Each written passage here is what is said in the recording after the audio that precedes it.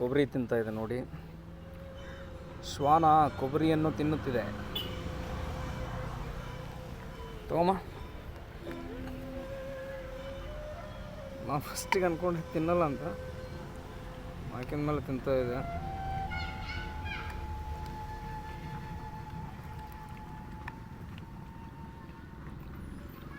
ನೋಡಿ, ಇದು ನೋಡಿ ತುಂಬ ಜನಕ್ಕೆ ಶಾಕಿಂಗ್ ಆಗಿರ್ಬೋದು. ಕೊಬ್ಬರಿ ತಿಂತಾ ಇದೆ ಅಂತಂದರೆ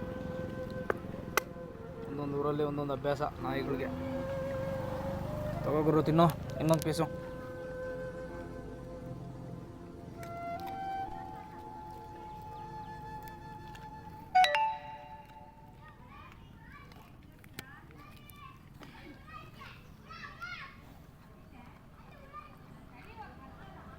ಅದು ತಿನ್ನಲ್ಲ.